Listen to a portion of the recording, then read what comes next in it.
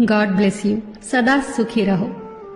ये जो प्रणाम के उत्तर में हमारे मुंह से निकलते हैं ना, ये कोई साधारण शब्द नहीं है। ये दुनिया के सबसे कीमती शब्द हैं।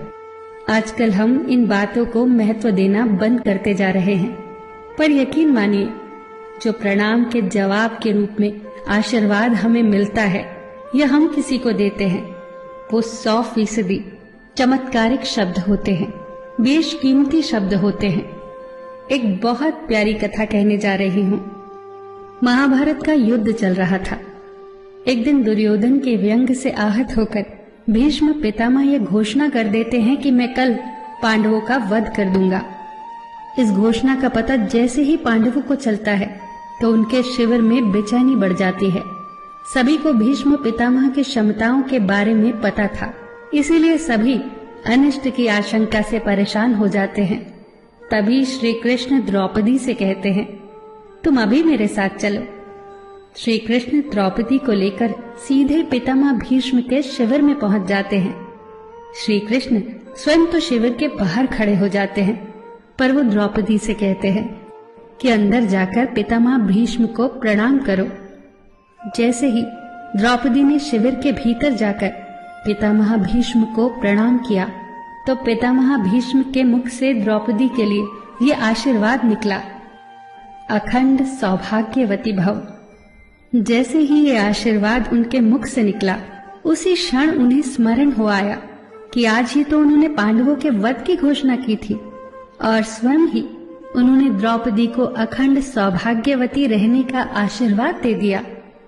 फिर पितामह भीष्म ने द्रौपदी से पूछा, पुत्री, क्या तुम इतनी रात को यहाँ अकेली आई हो या तुम्हें यहाँ श्री कृष्ण लाए हैं?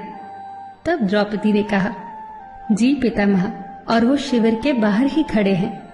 शिविर से बाहर निकलकर दोनों ने एक दूसरे को प्रणाम किया और पितामह भीष्म ने कहा, मेरे एक वचन को मेरे ही दूसरे वचन से काटने का काम केवल कृष्ण ही कर सकते हैं।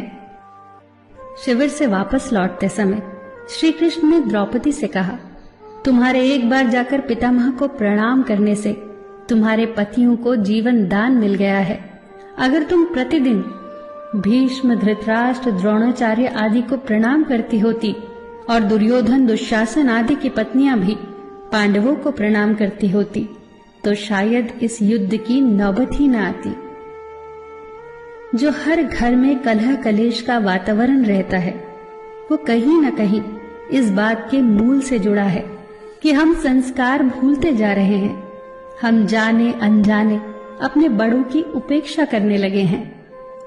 याद रखना कि हर चीज पैसे से खरीदी नहीं जा सकती, और ये भी याद रखना कि हर बात का जवाब गूगल से नहीं मिलता।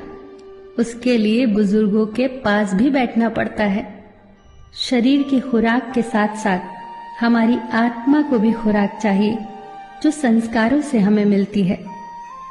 हम भूलते जा रहे हैं आशीर्वाद के महत्व को।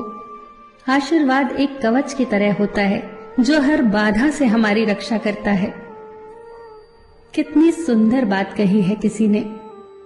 प्रणाम अनुशासन है, प्रणाम शीतलता है, प्रणाम आदर सिखाता है, प्रणाम से सुविचार आते हैं, प्रणाम झुकना सिखाता है, प्रणाम क्रोध मिटाता है, प्रणाम आंसू धो देता है, प्रणाम अहंकार मिटाता है, प्रणाम हमारी संस्कृति है। आप सभी को मेरा सादर प्रणाम।